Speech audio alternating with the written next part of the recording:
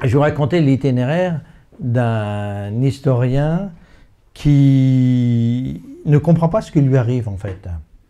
Alors moi je suis d'un petit village, alors, en fait je suis breton, je suis de la rive gauche de la Loire. Je suis d'autant plus breton que je suis descendant d'une famille qui était propriétaire d'une étude bretonne juste sur la frontière brito-française et à la Chapelle-Basse-Mer et qui était chargée de la transposition du droit français en Bretagne et du droit breton en France. Vous voyez, c'est des problèmes de frontières. Et c'est une étude qui remonte au XIVe siècle et qui a été vendue par mes ancêtres en 1832. Vous voyez, donc de la longueur de la légitimité. On est dans le droit. Je suis d'une famille de médecins, je suis d'une famille de profession libérale qui, localement, n'a pas beaucoup de prétentions, sinon qu'elle est, simplement. Et comme je suis une famille de grands bourgeois, elle passe son temps à se marier avec la petite noblesse, vous voyez, ça donne des titres. Et le titre, ça donne de l'argent. Je suis d'une famille de 10 enfants. Malheureusement, un de mes ancêtres, qui s'appelle Duhalgouët, a racheté une abbaye à Saint-Sauveur-de-Redon, et tous les membres de la famille sont obligés d'aller à l'école à l'abbaye Saint-Sauveur-de-Redon, qui est tout près d'ici. Et donc j'ai fait 10 ans d'internat à Saint-Sauveur-de-Redon, les plus belles années de ma vie, parce que c'était une discipline extrêmement dure, mais lorsqu'on a la conscience de la dureté, on rigole. Et on passe son temps à tricher, à mentir, etc. En fait, c'est dans les écoles religieuses qu'on apprend tout cela et on devient intelligent parce qu'il y a l'autorité et vous voulez être, du verbe exister. Ensuite, je suis allé à l'université et à l'université, je me souviens de mon premier cours à Villejean. J'arrive avec mes éléments de langage, comme on dit. Je suis d'une famille de catholiques traditionnelle, enfin ça ne se pose même pas à l'époque. Et le premier cours en histoire, je ne comprends rien. Je ne comprends pas les mots, je ne comprends pas les concepts. Il faut dire que je suis à Villejean. Je ne comprends rien. Sauf que les eudistes, à l'époque, avaient conscience de cela, c'est-à-dire qu'ils nous donnaient une formation complète, d'excellence, mais pas adaptée. Et en fait, il faisait l'adaptation par l'intermédiaire d'un grand professeur de l'université de droit qui s'appelle Louis Bernard Mer, je ne sais pas s'il y a des juristes ici, et il nous formait au marxisme. Donc on était formés, nous catholiques, au marxisme, dans une arrière-salle de café rue du général Patton à Rennes. Et en quelques semaines, j'ai appris ce qu'était le marxisme, que je ne connaissais pas, et je suis devenu excellent dans les cours, parce qu'en fait, à l'université, à l'époque, et malheureusement c'est toujours vrai dans les sciences molles, on ne vous demande pas d'être intelligent, on vous demande de répéter ce que le professeur veut entendre. Si vous avez pigé ça, vous serez les meilleurs élèves au monde. Et donc j'ai toujours été le meilleur élève au monde parce que j'avais pigé cela. Donc j'ai fait plusieurs universités, plusieurs, on appelait ça UER à l'époque, parce que je m'ennuyais un peu, parce que c'est un peu mécanique, routinier, pas très intelligent, pas très subtil, mais bon, bref, on se forme. Et puis un jour, je me retrouve en 5e année d'histoire avec un professeur qui s'appelle Jean Meyer. Jean Meyer, toute la noblesse bretonne de l'époque le connaissait parce que Jean Meyer est un Alsacien, comme son nom l'indique, qui est du même âge que le pape Benoît XVI et qui a été, comme le pape Benoît XVI, recruté par l'armée nationale socialiste. Donc cet homme qui a 18 ans se retrouve sur le front de l'Est. Et bien entendu, il ne veut pas servir l'armée allemande, donc il va réussir à s'échapper et aller dans l'armée soviétique. Il va devenir capitaine de l'armée rouge. Puis bien entendu, très rapidement, il comprend, au-delà du mythe, ce qu'est l'armée rouge. Il va de nouveau réussir à s'enfuir et il va servir l'armée britannique, l'armée américaine, et il va terminer sa carrière militaire comme sergent-chef de l'armée française. Vous voyez, il faut mieux être dans l'armée rouge à l'époque. Et puis une fois qu'il est, démobilisé, il va passer le concours de l'agrégation qu'il va obtenir et il va être affecté au lycée Clémenceau à Nantes. Et puis il va choisir un sujet de thèse qui est la noblesse bretonne. Alors nous sommes dans les années 50-55. Il n'y a pas l'ISF, il n'y a pas les lourds impôts, etc. Et la noblesse se reproduit toujours dans ses châteaux, etc. Et il va comme ça collecter toutes les archives de château en château. Et un jour, il va arriver dans un petit village breton, La Chapelle-Basse-Mer. Et à La Chapelle-Basse-Mer, il va tomber dans le château de la famille Laennec. Alors tout le monde connaît René Laennec, le grand médecin. Mais René Laennec avait un cousin germain qui était son chef de clinique, qui s'appelle Mériadec Laennec. Et Mériadec Laennec, c'est un grand chirurgien, mondialement connu, sauf en France, parce qu'il fait de l'ombre à son cousin germain. Et ça a été aussi un grand-maire et le président du Conseil général de Vendée, et c'est un président du Conseil général légitimiste.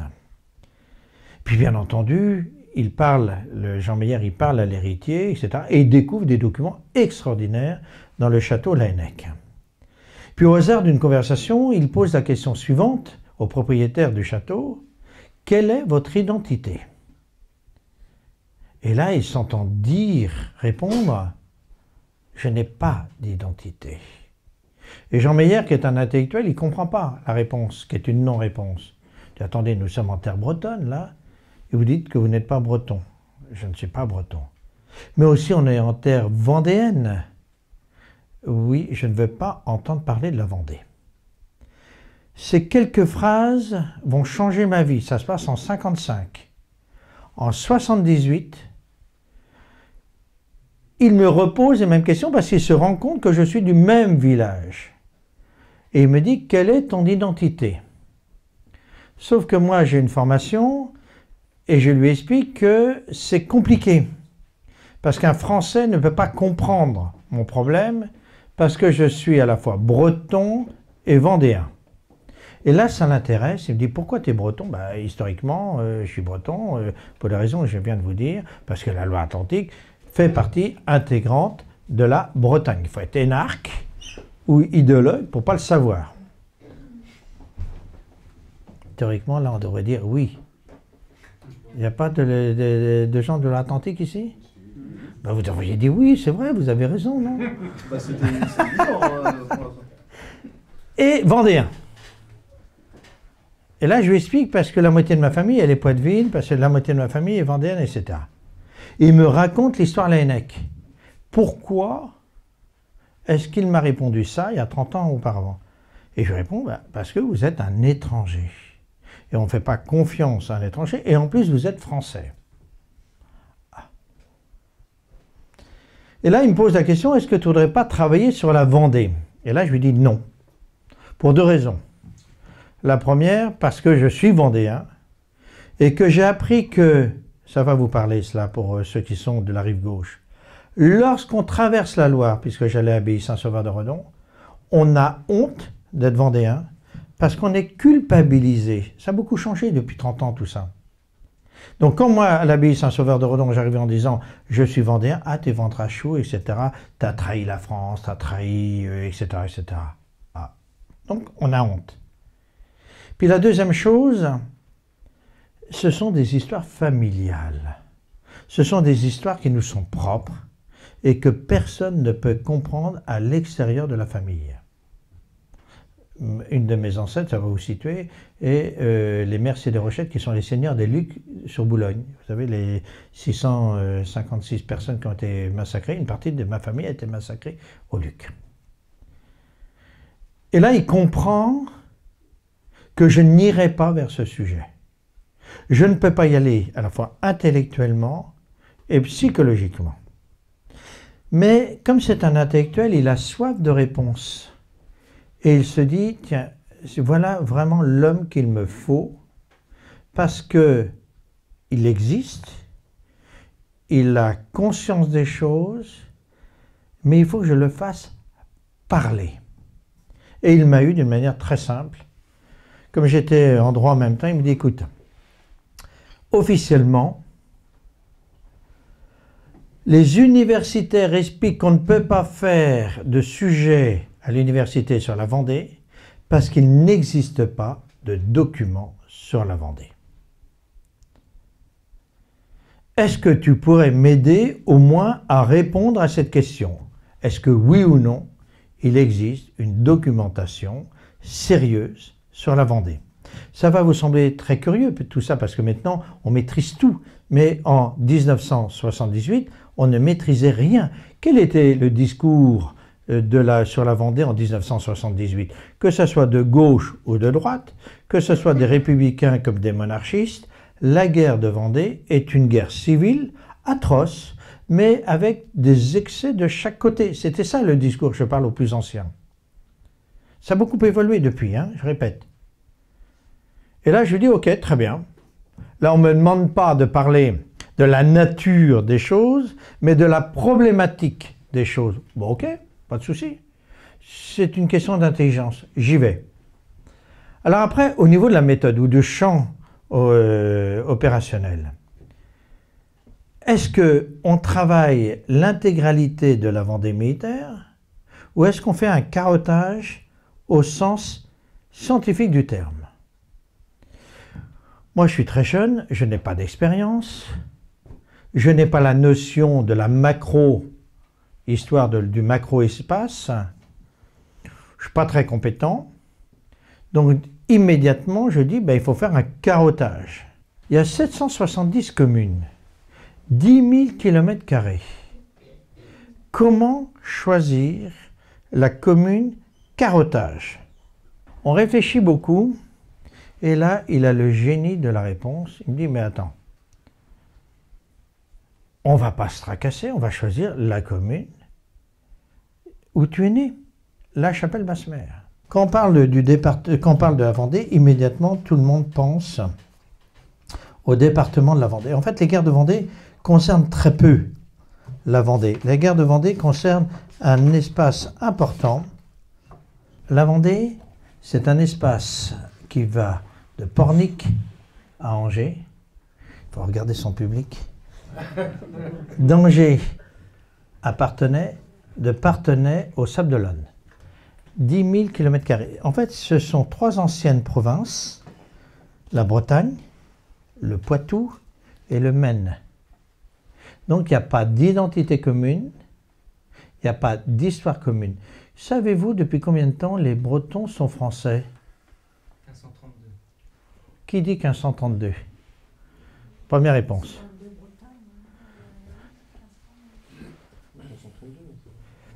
Si je te pose la question, t'es d'où toi? De la Garge de Bretagne. T'es breton ou pas? Oui. Oui. Depuis combien de temps t'es français? Depuis que je suis arrivé au monde. Ah, c'est...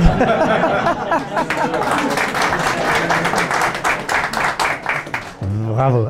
1790. Eh oui. 1790. Depuis quelle date précisément? À l'abolition des... Eh oui, l'abolition des privilèges. Depuis le 4 août 1790. Ouais. Pourquoi? Parce que la Bretagne s'unit à la France dans le cadre d'un contrat, d'un traité international, mais les Bretons conservent leur identité. Donc les Bretons sont devenus français depuis 200 ans. C'est comme les Corses, etc., etc. Donc, je reviens à mon histoire. Donc, c'est un vaste territoire, on choisit la Chapelle-Basse-Mer. Et vraiment, c'est une idée de génie. Pourquoi?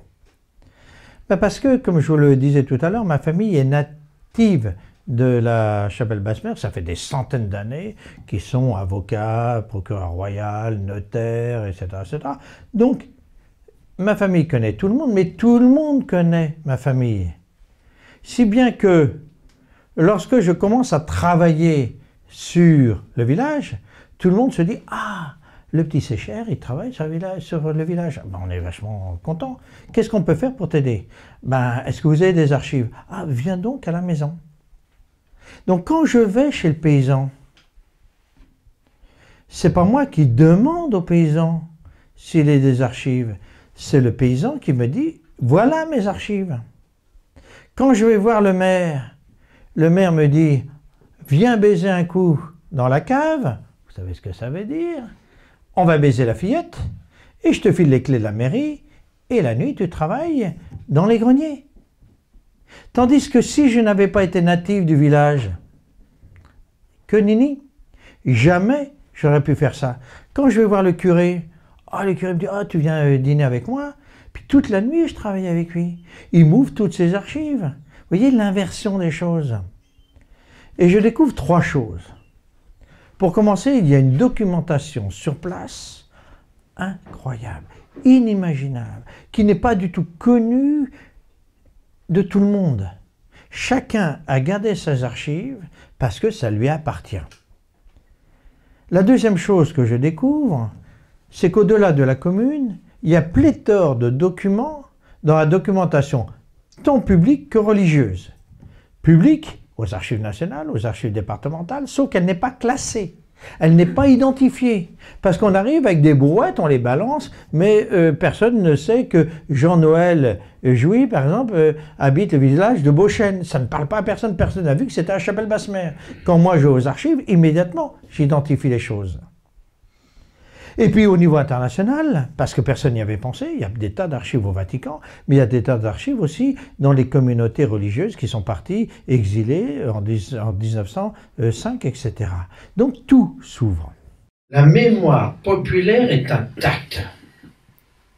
La mémoire populaire est intacte, ça veut dire que lorsque j'arrive chez le paysan, je vais raconter une histoire très précise, un jour j'arrive dans la vallée et on m'a dit d'aller dans une ferme parce que l'homme qui est là est ancien et il a une mémoire incroyable.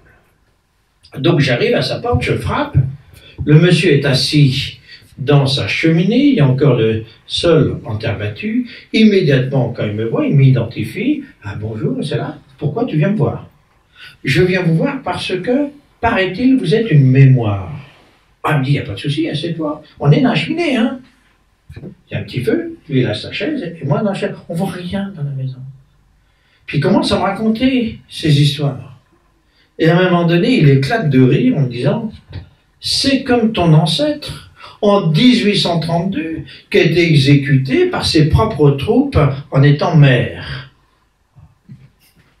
Je lui dis, c'est quoi cette histoire? Et il me raconte une histoire inimaginable. C'est-à-dire que mon arrière-arrière-grand-père était nommé par le roi Louis-Philippe comme maire du village et il a été exécuté par ses soldats. Je reviens à la maison, je raconte ça à ma grand-mère qui me dit « jamais entendu parler de cette histoire ». Puis j'arrive aux archives départementales et par hasard, je tombe sur ce dossier que je vous raconte. Mon arrière-grand-père, il est légitimiste. Le maire, n'oubliez pas que les maires à l'époque sont nommés par le pouvoir central jusqu'en 1884. Hein. Le maire légitimiste, c'est-à-dire sous Charles X, bien entendu, il est remercié par Louis-Philippe, et puis Louis-Philippe essaye de trouver quelqu'un d'autre. Puis personne ne veut être maire d'une commune qui est plutôt légitimiste.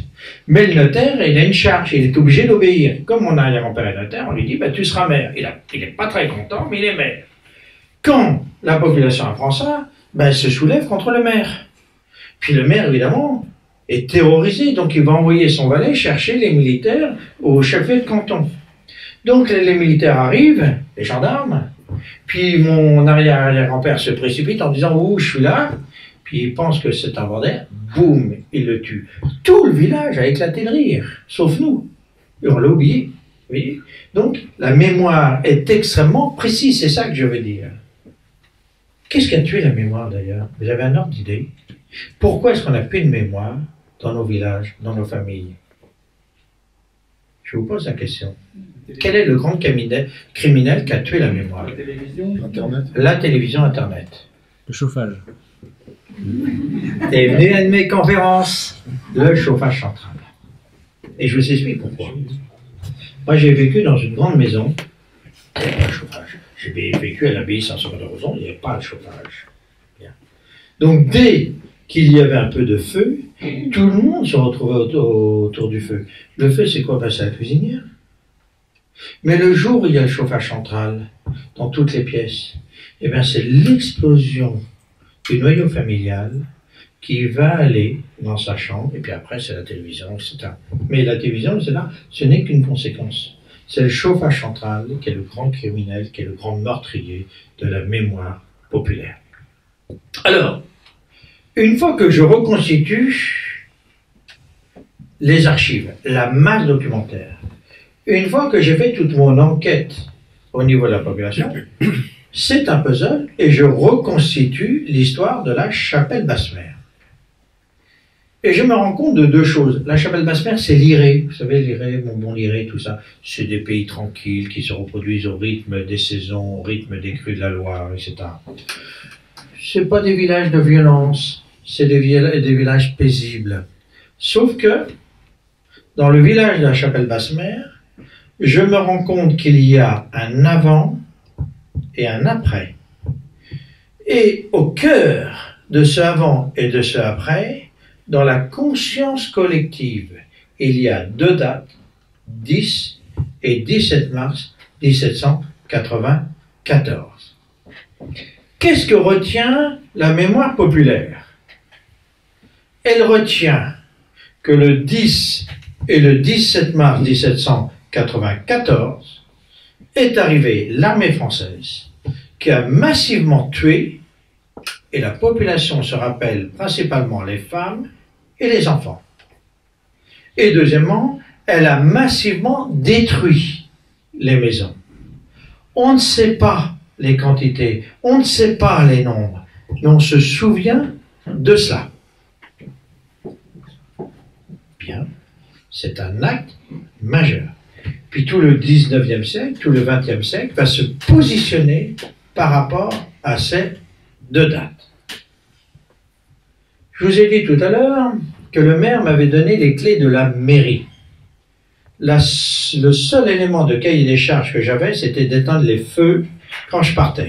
C'était du temps où il y avait de bons maires. Ils faisaient confiance à la population qu'ils représentaient. Puis un jour, en fouillant les archives, je vais tirer derrière une poutre un document exceptionnel. C'est le registre du curé, ou directeur, puisqu'on est en Bretagne, clandestin de la chapelle Basse-Mer, Pierre-Marie Robin. Et dans ce registre, il a noté scrupuleusement toutes les naissances, tous les mariages et tous les décès. Et là, il raconte qu'il y a eu 800 morts entre le 10 et le 17 mars 1794. Il les liste. Donc, nous avons pour la première fois un chiffre par rapport à la population existante. Alors, vous me direz, oui, c'est le nombre de morts. Mais est-ce qu'on a une idée du nombre d'habitants existants? Ben oui, c'est très simple.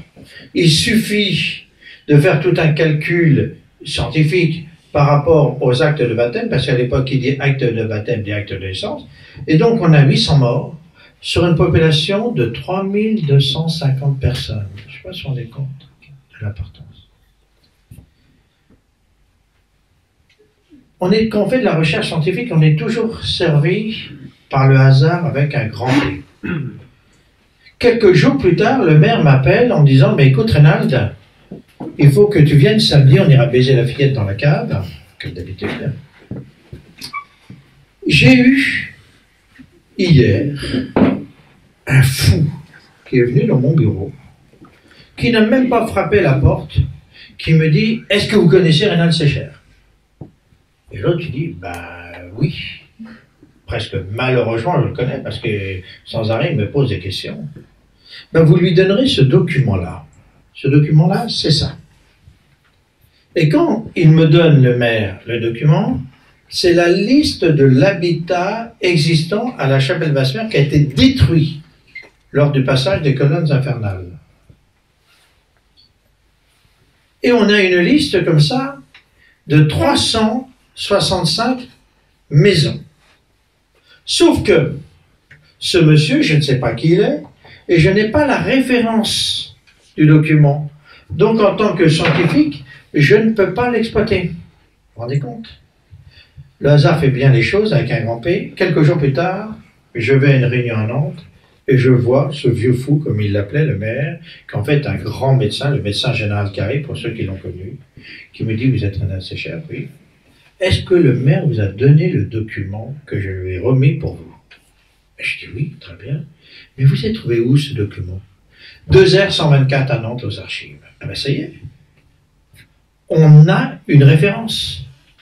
Mais quelle est l'origine du document? Alors ça c'est extraordinaire. Personne n'en avait jamais parlé. Ça veut dire que Napoléon Ier, lorsqu'il vient en Vendée en 1808, a remarqué que tout le pays avait été détruit, donc il décide de l'indemniser. Et Napoléon Ier n'est pas un énarque. C'est le fruit de la sueur. Il sait que l'argent vaut de l'argent. Donc il va faire indemniser maison par maison sous contrôle de l'autorité de l'État.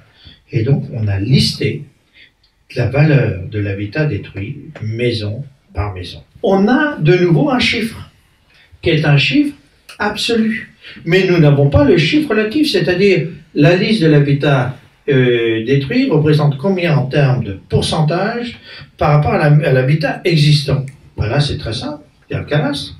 Il suffit de faire le rapport entre la liste de l'habitat détruit et le CALAS, et nous avons le nombre de maisons détruites. 363 maisons sur 968 maisons existantes, le tiers. Quand on travaille avec un universitaire, quand vous lui donnez ça, il veut toujours ça. Donc il me dit, quelle valeur? Où? Alors quelle valeur? Comment évaluer l'habitat détruit? Je vous ai dit que j'étais le descendant du notaire de l'époque. On a toutes les archives dans le grenier. Donc je suis allé faire l'évaluation maison par maison de l'habitat détruit. Et je m'aperçois que la valeur de l'habitat détruit représente 51% de la valeur existante. Et tout à l'heure, je vous ai dit que j'étais natif du village. Donc quand moi, je vois telle maison à tel endroit, immédiatement, je sais où c'est. Donc, je peux ainsi reconstituer l'itinéraire des colonnes infernales, mais aussi la localisation, et je m'aperçois que ce sont principalement les bourgs et les grands hameaux qui ont été détruits. Ça, c'est le fruit de ma thèse de 3e cycle. Une fois qu'on a fait ça, on a répondu à 2 questions. La première, est-ce qu'il y a des archives? On a répondu au-delà. Oui, il y a des archives, mais il y a aussi une mémoire populaire et une conscience populaire. Tout ça, ça n'existe plus de nos jours, hein, c'est fini. Et deuxièmement, on peut évaluer les choses et il y a ce qu'on appelle des éléments de rupture forts. Donc je soutiens ma thèse. Et là, Jean Meyer, Pierre Chenu, pour ceux qui connaissent Jean Tullard, me dit, mais il faut extrapoler vos méthodes sur l'ensemble de la Vendée militaire pour voir si ce qui s'est produit à la Chapelle-Basse-Mer à l'instant T se reproduit partout de la même manière. Moi, j'ai des cousins en Vendée. Donc, j'ai l'appel en disant, est-ce que tu as entendu parler de ça, etc. Le cahier des charges était de ne pas travailler sur les écrits déjà existants. Et bien sûr, il me dit, bien sûr, bien sûr. Et je m'aperçois que la même chose qui s'est produite à la Chapelle-Basse-Mer s'est produite pareillement sur l'ensemble du territoire de la Vendée militaire. Alors immédiatement, on arrive à 4 questions. Et je vais y répondre. Qui a fait ça? Pourquoi? Comment?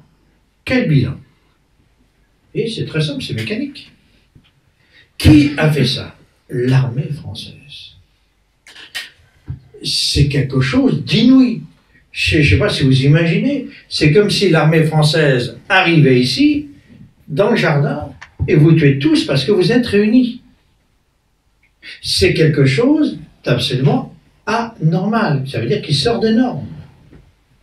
Pourquoi l'armée française intervient dans l'espace national avec autant d'exaction? Deuxièmement, qui lui a donné l'ordre de le faire? Ben, il faut remonter la pelote. Qui a donné l'ordre à l'armée française? Eh bien, ce sont ses généraux. Mais les généraux dépendent automatiquement du ministre. Quel est le ministre qui a donné l'ordre? Et je découvre que c'est le ministre de la guerre. Mais si c'est le ministre de la guerre, il ne peut pas de manière unilatérale donner cette consigne. Il s'inscrit automatiquement dans une gestion de l'ordre. Quelle est la gestion de l'ordre? Ben, ça peut être que le gouvernement. Quel est le gouvernement? Alors vous avez à l'époque le gouvernement officiel et vous avez le gouvernement réel. À l'époque, vous n'avez qu'une seule assemblée, mais le pouvoir exécutif réel est issu de l'assemblée. Ce sont des parlementaires, c'est le comité du salut public, ce sont des députés. Rappelez-vous bien de cela. Bien. En fait, c'est le législatif qui fait office d'exécutif, réellement. Donc, je vous ai dit tout à l'heure que le ministre de la guerre est à l'origine de l'ordre. Mais le ministre de la guerre ne fait qu'obéir à l'exécutif. Alors l'exécutif, c'est quoi? L'Assemblée nationale, qu'on appelle convention, ou le comité de salut public. Jusqu'à une période récente, les universitaires, excusez-moi, la gauche, c'est la même chose, disent le comité de salut public ne fait qu'exécuter ce que la Chambre vote. C'est un mensonge absolu. C'est le comité de salut public qui gère la Chambre. Et je m'aperçois, en analysant l'origine de l'ordre, que l'ordre s'inscrit dans la loi. C'est-à-dire qu'on fait toujours référence à la loi. Alors on va chercher la loi. La loi, c'est très intéressant, parce qu'il y a eu 3 lois de voter. La première loi, officiellement, date... Tu tournes légèrement pour que tout le monde.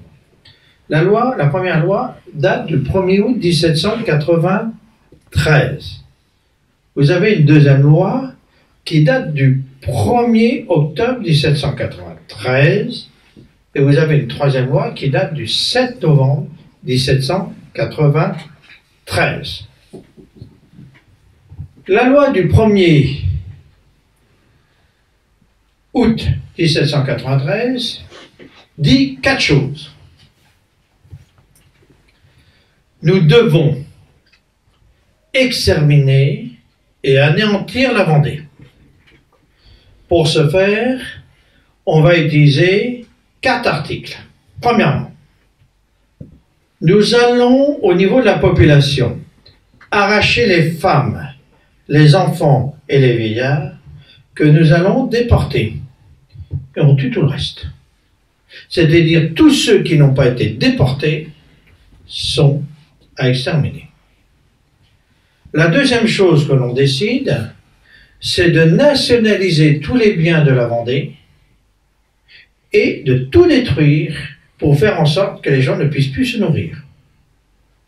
La troisième chose que l'on fait, on décide de régénérer l'armée française, c'est-à-dire de la décapiter pour virer tous ceux qui ne pensent pas bien, pour mettre ceux qui pensent bien, c'est-à-dire ceux qui sont favorables à l'extermination.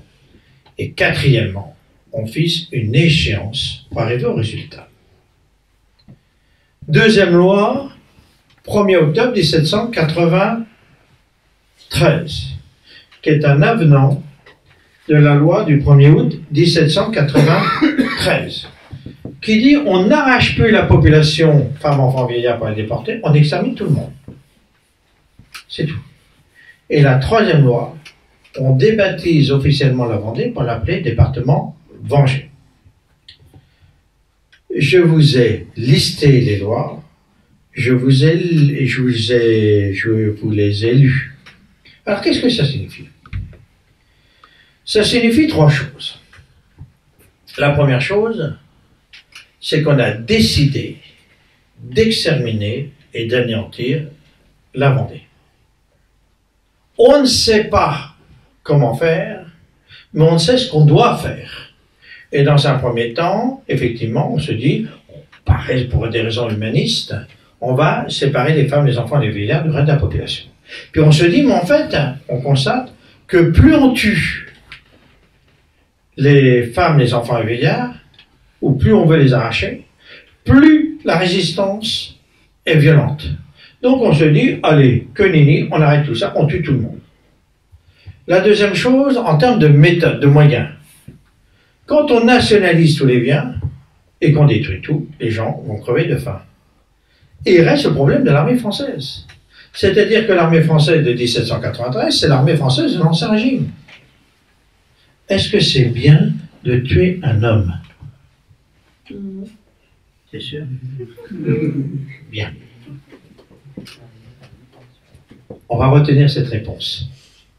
Et tu as raison, pour un chrétien, c'est normal de ne pas tuer. Et pourquoi on ne tue pas un homme? Parce que c'est mignon. Et oui, et pourquoi? Parce que c'est le Fils de Dieu. Parce qu'il est Dieu lui-même. L'extrapolation. Donc c'est le respect de la vie. Donc, comment peut-on obliger l'armée française chrétienne à exterminer son frère? Ben, c'est pas possible. Donc on se dit, on va supprimer tous les chefs pour nommer des gens qui sont favorables à l'homme nouveau. Et quatrièmement, eh ben on met en avant une échéance. Ben voilà. C'est-à-dire que l'extermination et l'anéantissement de la Vendée est légale. C'est la seule fois dans l'histoire de l'humanité, il n'existe pas d'autre cas, où la décision d'exterminer une partie du peuple, d'une patrie ou d'une nation a été décidée, planifiée, en conscience partagée par l'Assemblée représentative. Je ne sais pas si vous vous rendez compte de ce que ça veut dire. Ni l'URSS, ni l'Allemagne nationale-socialiste, ni le Cambodge, etc. Personne n'a fait ça. Et on tue les gens non pas pour ce qu'ils ont fait, mais pour ce qu'ils sont. Je répète. On ne tue pas le Vendéen pour ce qu'il a fait, mais parce qu'il est. Alors une fois qu'on a décidé cela, une fois qu'on a voté cela, en conscience partagée, reste le problème de savoir comment va-t-on le faire? C'est la première fois dans l'histoire de l'humanité qu'on tue les gens pour ce qu'ils sont. On ne sait pas comment faire. Et d'autant plus qu'on a un cahier des charges, le moins de morts possible chez les meurtriers. Alors on va beaucoup réfléchir. Donc qu'est-ce que j'ai fait avec ces archives? Je suis venu avec un appareil photo et systématiquement nous avons pris tout ce qui était anormal, c'est-à-dire qui sort des normes. Et nous avons ainsi reconstitué les dossiers et on s'est rendu compte, en fait, c'était tous les dossiers des plans d'extermination. Et là, on s'est rendu compte qu'il n'y avait pas un plan d'extermination, mais 4 plans d'extermination. Le premier plan d'extermination, je vous ai dit que la loi datait du 1er août 1793. En fait, la loi a été préparée par le comité de salut public le 26 juillet 1793. L'idée, elle était très simple. On arrache les femmes, les enfants et les vieillards qu'on déporte, mais en partant du principe qu'on prend en faucille par l'Est et le Sud la population, c'est-à-dire qu'on avance comme ça.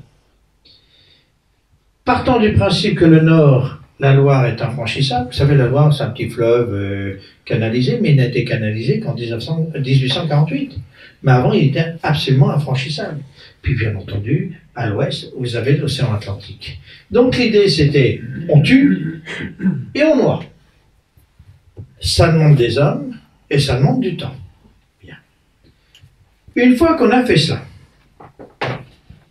on se constate que l'on échoue. Par contre, les gens ont constaté que la nature de la guerre civile avait changé. Donc les gens paniqués décident de traverser la Loire à Saint-Florent-le-Vieil. On en reparlera de Saint-Florent-le-Vieil. Alors lorsqu'on traverse la Loire à Saint-Florent-le-Vieil, il y a 2 problèmes. Le premier problème, c'est que je ne suis pas là. Parce que si j'avais été là, je leur ai dit qu'il ne fallait surtout pas traverser à Saint-Florent-le-Viel. Pourquoi? Parce qu'à Saint-Florent-le-Viel, c'est à l'est de l'ancienne frontière britanno-française. Pourquoi est-ce que je dis ça? Parce que jusqu'en 1532, la Bretagne est ennemie à la France, mais la France est aussi ennemie à la Bretagne. Donc ça veut dire que de chaque côté, on a construit des forteresses. Fougères, Combourg, etc. Ça veut dire que lorsque on traverse à l'est, ça fait qu'on ne peut pas revenir parce que toutes les forteresses, les lieux militaires sont occupés par l'armée française. Et c'est pour ça qu'ils ricochent sans arrêt, sans pouvoir pénétrer.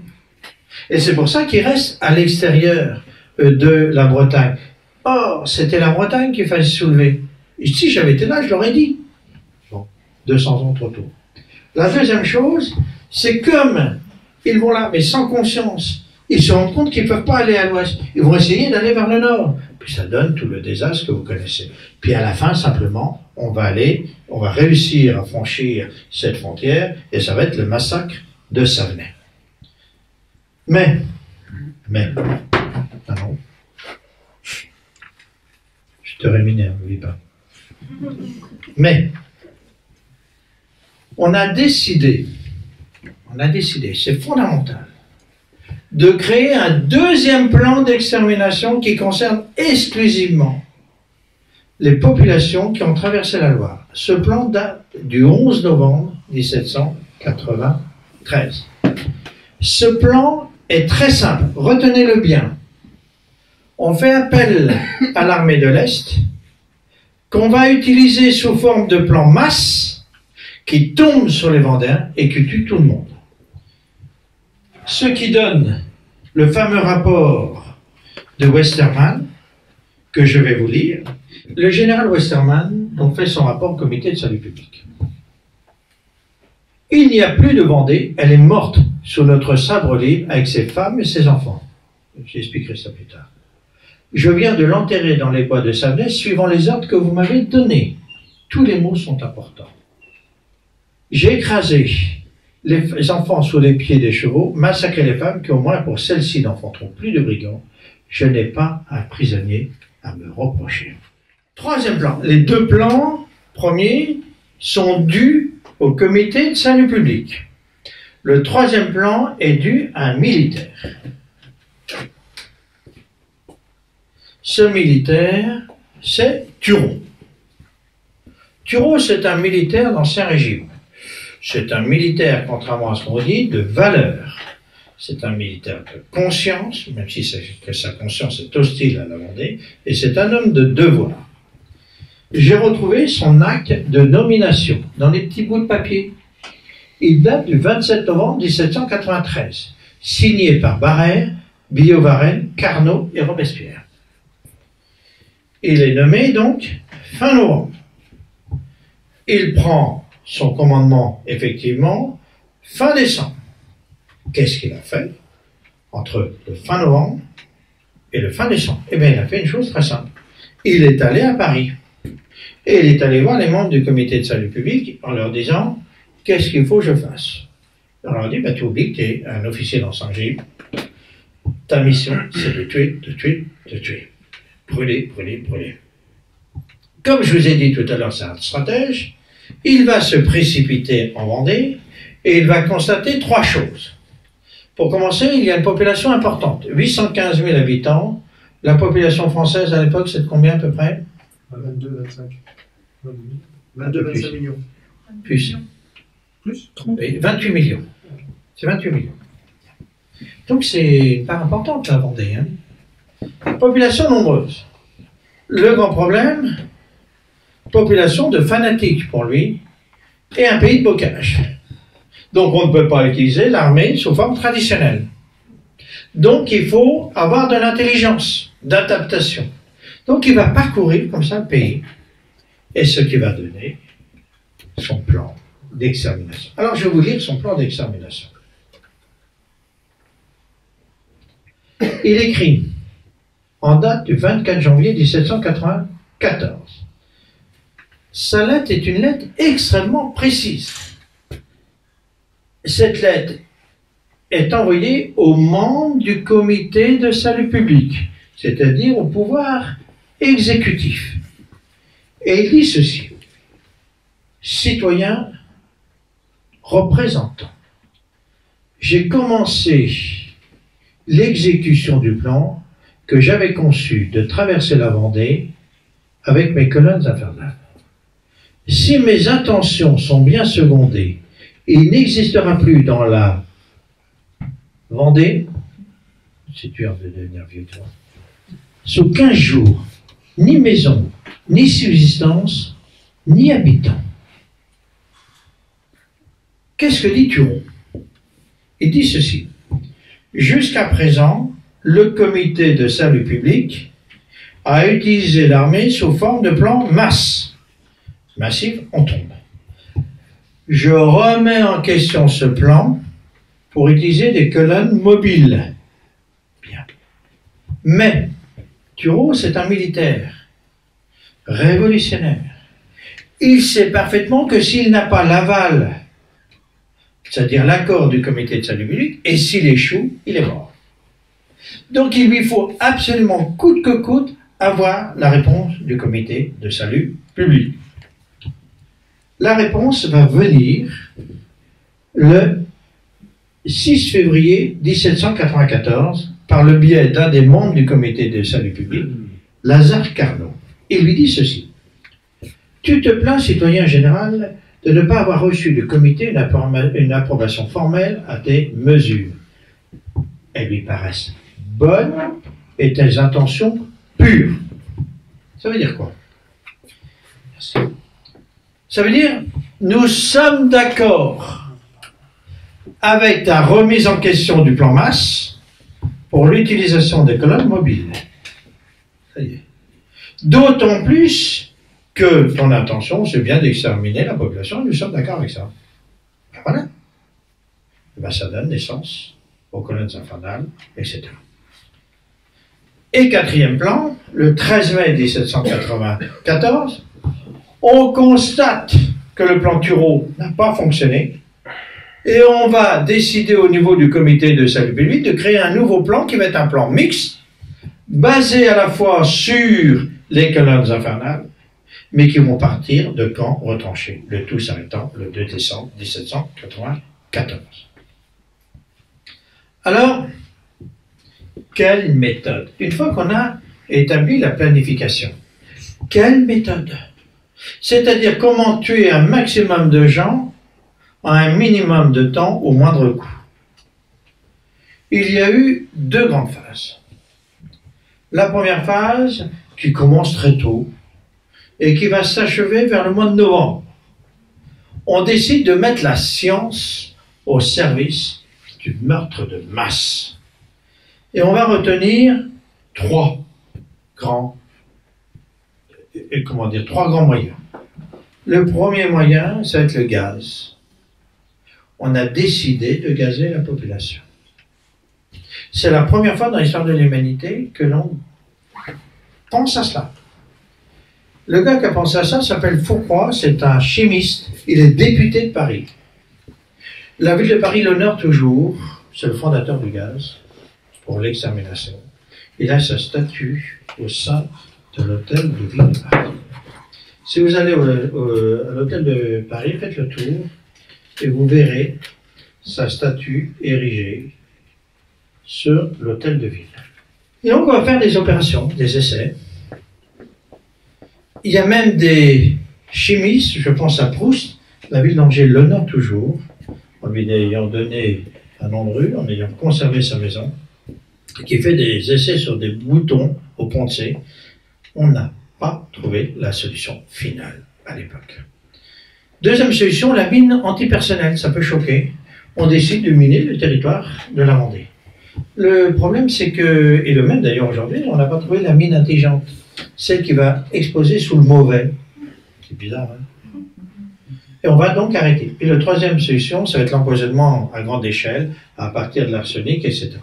Un jour, aux archives de Nantes, j'avais trouvé un document qui m'avait laissé rêveur et interrogatif. C'est Savin qui raconte qu'il est un lieutenant de charrette à, je peux dire quelques milles, il trouve des fourgons d'arsenic. Il se pose la question en disant, à quoi ça peut servir? Ben, la réponse, je l'ai trouvée. C'est un moyen d'empoisonnement d'acide. Donc très tôt, on va arrêter ça, parce qu'on se rend compte qu'on ne peut pas utiliser la science au service de la mort. En fait, on va utiliser des méthodes traditionnelles qu'on va industrialiser, c'est-à-dire utiliser à grande échelle. C'est pour ça que je parle de pré-industrialisation de la mort. Et on va retenir 6 grands moyens. Le premier moyen, c'est la décollation.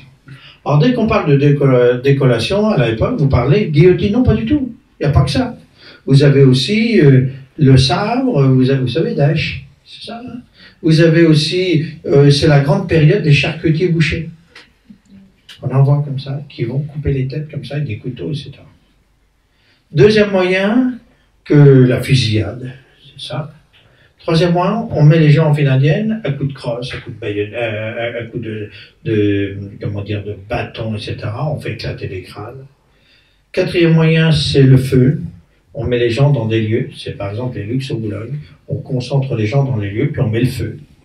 Quatrièmement, c'est l'enfumement. C'est-à-dire qu'on met des gens dans des lieux fermés, comme un Chantosso, et puis on va les asphyxier. Cinquièmement, ce sont les noyades, qui sont individuelles, collectives, etc. Puis sixièmement, c'est ce qu'on appelle le sabrage, c'est-à-dire qu'on met les gens en file indienne, et puis à coup de sabre, on les tue.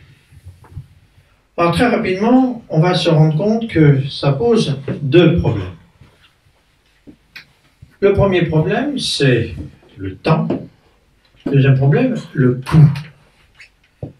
Effectivement, je me dis, mais qu'est-ce que ça peut coûter l'exécution de quelqu'un? C'est un petit Vendéen. Je veux le tuer. Je l'ai fait prisonnier. Donc je vais l'emmener dans une prison. Ah, c'est déjà un coût. Parce qu'il faut louer le lieu. Puis il faut payer le gardien. Et puis il fait pipi et caca. Donc il faut tout nettoyer. Et puis il y a les vêtements. Et puis il peut l'acheminer sur le lieu de la mort. C'est-à-dire qu'il faut louer des charrettes, il faut louer des gardiens. Puis il faut les décapiter. Combien ça coûte ta décapitation? T'as un ordre d'idée? Moi je vais te le dire, 100 €. Non, 100 livres, excusez-moi. Un instituteur est payé 100 livres à l'époque. Quand je te coupe la tête, si je le fais moi-même, ça me rapporte 100 livres. Et mon assesseur, ça lui rapporte 50 livres. Mais il faut aussi entretenir la guillotine, c'est-à-dire qu'il faut l'ériger. Il faut aussi la peindre, la guillotine. Tu as combien de litres de sang dans le corps? Tu as un ordre d'idée? Non. Si je te le dis, tu serais surpris. Docteur, 4-5 litres? Ça va? 4-5 litres. Quand tu coupes la tête, tu vas en perdre combien? La moitié, je pense. Non. Un 5e en gros. Le seul problème, c'est que lorsque le record de l'exécution, c'est 70 personnes par jour. Ça fait minimum 70 litres à 240 litres. On n'a pas le toit à l'égout à l'époque. On n'a pas le retraitement de l'eau. Vous imaginez, surtout durant l'été, puis il faut entretenir la guillotine. C'est la graisse, la ficelle, et on la peint aussi en rouge. Pourquoi est-ce qu'on la peint en rouge, la guillotine, pour toi? Pour montrer que ça fait peur et enfin, avec le sang, je pense. Et c'est exactement l'inverse. Parce que lorsque la guillotine est peinte en rouge, lorsque le sang coule, ben les gens ne sont pas impressionnés, tu vois, parce que ça se confond. Bien. C'est un coût. Alors, comment payer? Quelle valeur a-t-il? Alors on se dit, vous voyez, c'est très concret tout ça, hein, parce qu'on est concret. Il faut prélever un impôt. Le seul problème, c'est que les gens ne payent plus l'impôt. Donc on se dit, il faut faire payer à l'exécuter sa propre exécution. Comment? Moi, je veux te tuer, je veux que tu me payes. Comment tu peux me payer? T'as de l'argent sur toi? Non. À bout de flouze. T'as pas d'argent. Ah! Il a pas d'argent. T'as un bijou? T'as une médaille? Ah, ça, c'est pas bien, par contre. Je l'ai cassé du coup. Ah, tu l'as cassé, ben, il faut la récupérer. Ah, il n'a pas de bijoux. Alors, qu'est-ce qu'il a comme richesse? Ben, les vêtements. C'est pour ça que je vais t'exécuter nu. C'est pas une mesure de vexation, c'est parce que son vêtement, à l'époque, vaut de l'argent. Et les biens les plus précieux, bien entendu, c'est les vêtements nobles. Mais une fois qu'on a déshabillé les gens, quelle est sa source de richesse? Les organes. La peau. La peau. Fais voir ta peau. Ah oui, elle est souple. C'est pas moi qui le dis, c'est révolutionnaire. Allez, tannerie de peau humaine. Réglé. D'où la création des tanneries de peau humaine. Ça, c'est un coin de peau. On va faire des uniformes, on va faire des reliures, etc. Il a quoi comme richesse encore? Tais-toi, toi. La graisse. Les dents. Les dents, fais voir tes dents. Elles sont soignées? Oui. Très bien. Les dents. Ben oui, pour les dentiers. On les arrache quand il est vivant. Ensuite, les cheveux, fais voir tes cheveux. Ouais, tu te lavais ça, t'as un cheveu, toi. Et oui, pour les perruques. Il a quoi encore? Les chaussures. Tu pèses combien? Environ 38-39 kilos. Il y a combien de graisse là-dedans? Vecteur. Si on fait fondre. 5. 5 kilos. 5 kilos de graisse. Je vais te faire fondre. 5 kilos de graisse. Tu te rends compte de la valeur que tu as? Ah, c'est toi. Pourquoi je le tue? Parce que tu as fait quelque chose, parce que tu es et tu penses. Chrétien. Eh oui, tu as répondu. Bien sûr, parce que tu penses, parce que tu es différent. Donc voilà. Une fois qu'on a fait ce constat, il faut évaluer les choses. Le génocide franco-français de la Vendée-Angers, s'il vous plaît. Il faut évaluer les choses. C'est-à-dire, je vous ai dit qu'à la Chapelle-Basse-Mer, je savais exactement le nombre d'habitants d'exterminés parce que j'ai trouvé les registres. Je savais le nombre d'habitants, je savais le nombre d'habitats détruits et je savais le nombre d'habitats existants. Est-ce que l'on peut extrapoler sur l'ensemble de la Vendée militaire? Ben oui, en utilisant les mêmes méthodes. Sauf que sur 110 communes sur 770, nous avons les registres clandestins paroissiaux, les Luxe-Boulogne par exemple, qui nous donnent deux renseignements majeurs. L'idée de la Révolution, c'était d'exterminer, on revient ici, les femmes de préférence et les enfants. Pourquoi est-ce qu'il faut tuer d'abord les femmes? Pas pour plus qu'elles fassent d'enfants. Bah, Elles font les enfants, pour le moment. Et les enfants. Ah oui, on est chez les fous. pour que ça fasse moins dur. Bah, Oui, d'accord. Et pourquoi est-ce qu'on tue les enfants? Pourquoi est-ce qu'on voudrait te tuer? parce qu'après, il y aura moins de descendance et puis bah, Et oui, c'est vrai. Et aussi pourquoi? Parce que tu penses. Est-ce que toi tu penses? Oui. Si je tue ta maman, est-ce que tu voudras te venger? oui. Parce que tu aimes ta maman. Mhm. Elle n'est pas là, c'est dommage. Mais tu as raison. On veut tuer de préférence les femmes si elles sont reproducteurs parce qu'elles reproduisent. C'est la matrice. Mais on veut tuer aussi l'enfant de préférence parce qu'il a le souvenir et la mémoire. Donc c'est pour ça que l'on cible. Et c'est pour ça que 80% des personnes exterminées sont des femmes, des enfants et des vieillards.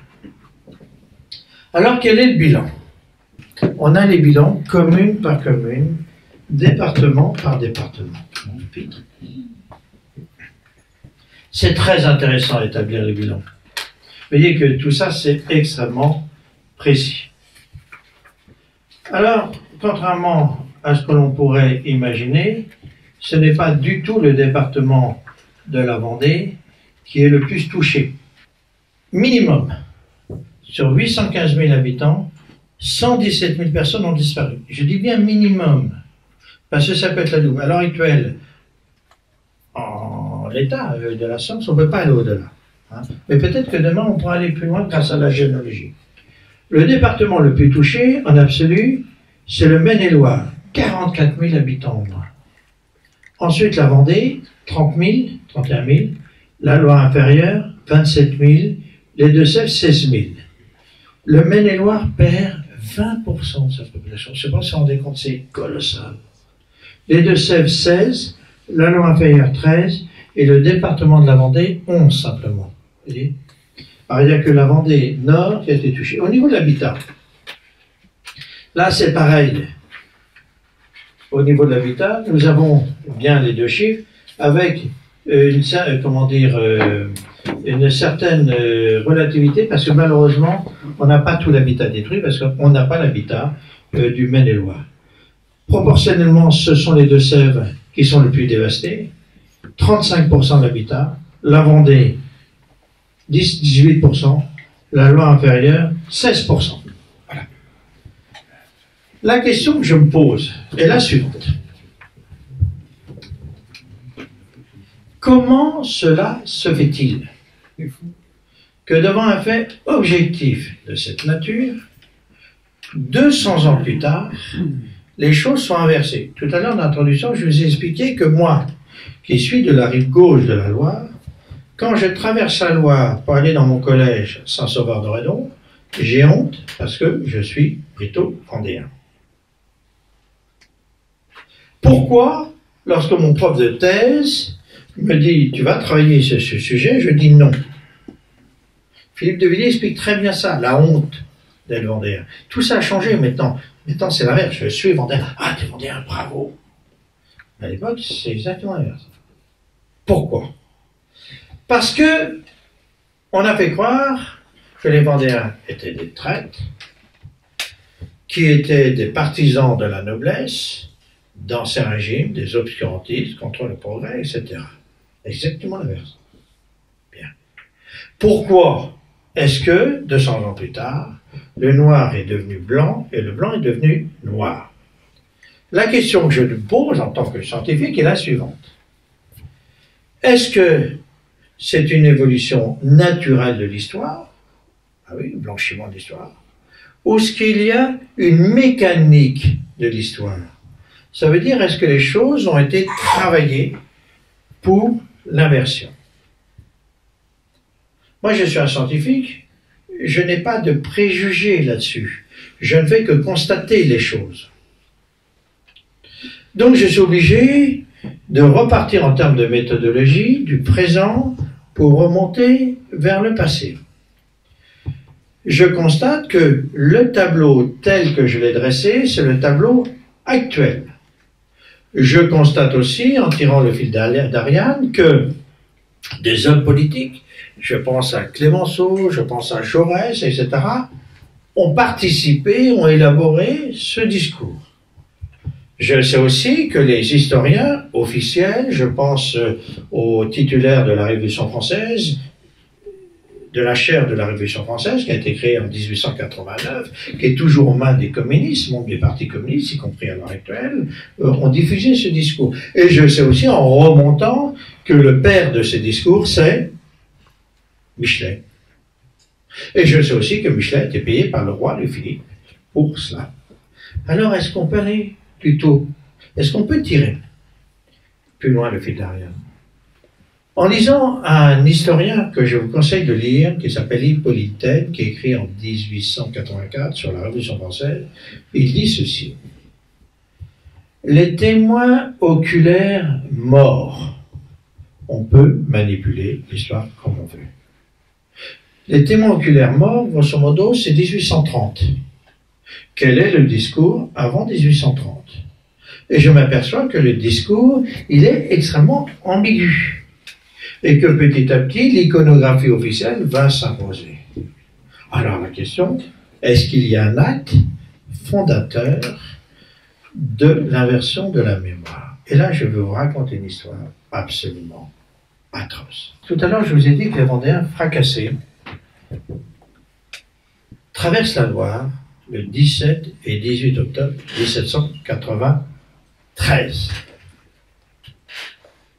Lorsqu'ils traversent la Loire, ils ont 5000 bleus prisonniers. Ce sont des salauds. Ils ont passé leur temps, sans réflexion, à tuer des femmes, des enfants, des vieillards. Il n'y a aucune pitié à leur faire.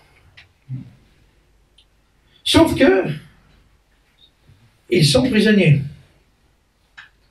Et que les Vendéens doivent traverser la Loire à Saint-Florent. Le généralissime de la rive gauche, Bonchamp, est en train de mourir. Et lorsque c'est un chrétien, lorsqu'on meurt, qu'est-ce qui se passe? Tu vas au catéchisme? Oui. Oui. Tu meurs, ton âme va où? Au ciel. Au ciel. Et le ciel, il y a qui? Il y a un patron. Ça s'appelle comment? Jésus. Jésus. Et qu'est-ce qui se passe?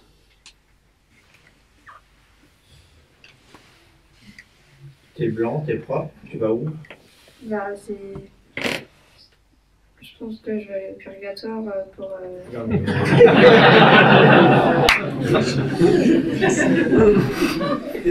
T'as l'âme blanche, tu vas où d'abord? Au ciel.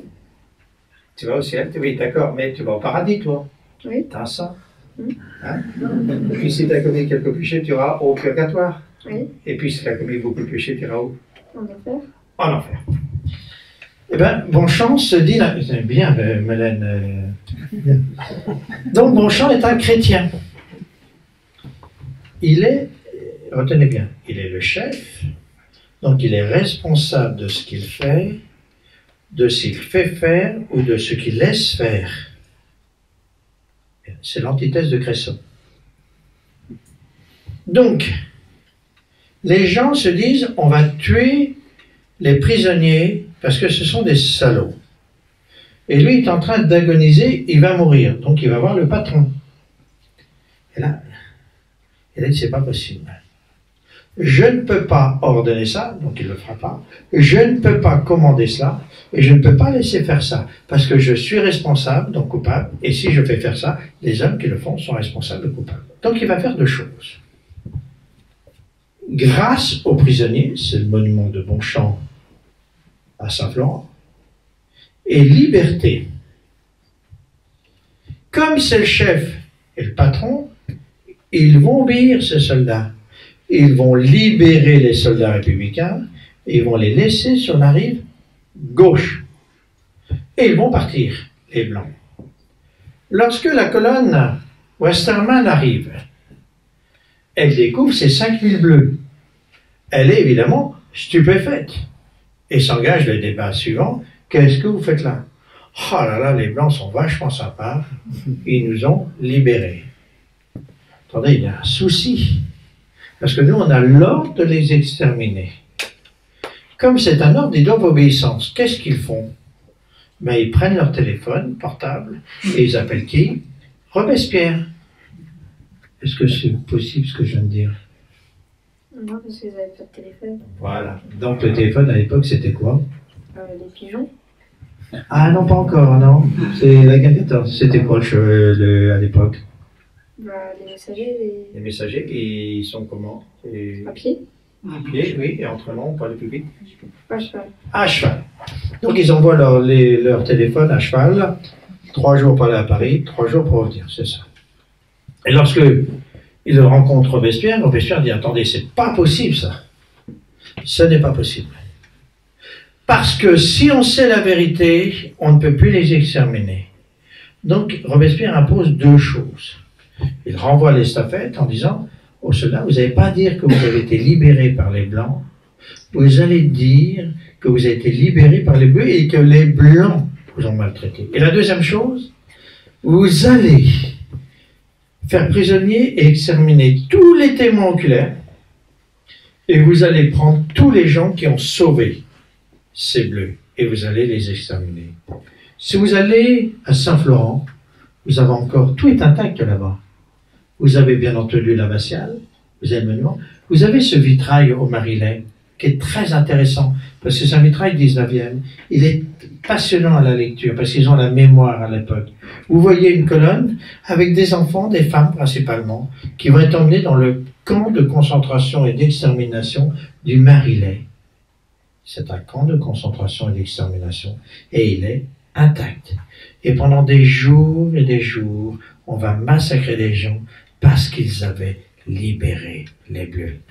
Eh bien, c'est un acte contre la mémoire, contre la vérité. Alors, la question que je dois me poser en tant qu'historien, c'est la question du verbe.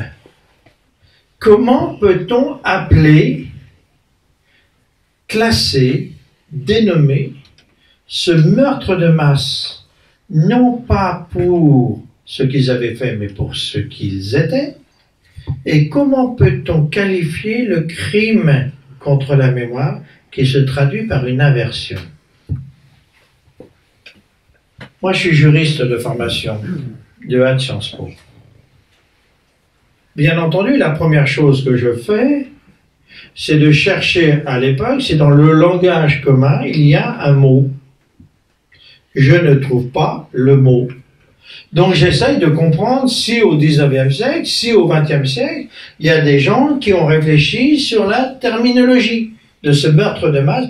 Je répète, non pas pour ce que les gens avaient fait, mais pour ce qu'ils pensaient.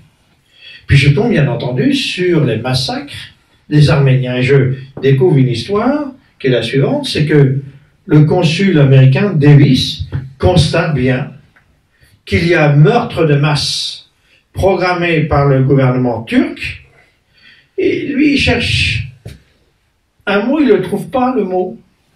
Et il va y appeler ça par des mots bâtards, meurtre de masse, etc. Il ne trouve pas le mot. Et un peu plus tard, sous le communisme, il y a des gens qui cherchent les mots. Et ce n'est qu'en 1943 qu'il y a un juriste qui s'appelle Lenki, qui est un Polonais, qui cherche aussi un mot qu'il ne va pas trouver, qui va créer ce néologisme génocide. Ce mot, qui est un mot nouveau, par rapport à une situation que l'on croit nouvelle, va être défini par la Convention de Nuremberg, etc. Alors, qu'est-ce que c'est un crime de génocide? C'est la conception, la réalisation, ou la complicité tant dans la conception que la réalisation, de l'extermination partielle ou totale d'un groupe humain de type ethnique, religieux, politique, racial. Ah ben voilà. Enfin, des gens qui se posent une bonne question. Alors, ce crime a deux caractéristiques. Il est imprescriptible, donc rétroactif. Ah ben voilà, on y est. Alors, est-ce que oui ou non, en Vendée, il y a un groupe humain? Oui, tu as raison. De type racial? Non. De type ethnique? Non. De type religieux? Oui. De type politique? On a au moins une des conditions. Est-ce qu'il y a une volonté d'extermination? Ben oui, il y a les lois. Est-ce qu'elle a été réalisée? Oui. Donc, on peut parfaitement utiliser le mot génocide, rétroactivement. Donc c'est bien un génocide. Ça ne répond pas à la deuxième question, la manipulation de la mémoire.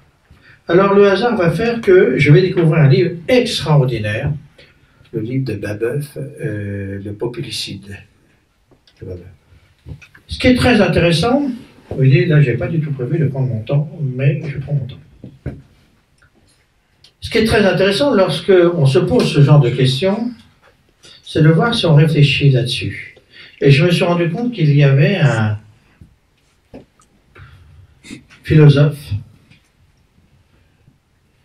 je ne suis pas sûr que ce soit le bon mot, qui s'appelle Babeuf, Gracchus Babeuf, qui réfléchit sur la nature de massacre en Vendée.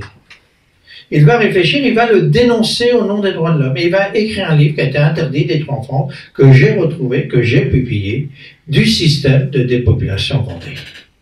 Et lui, il explique tout.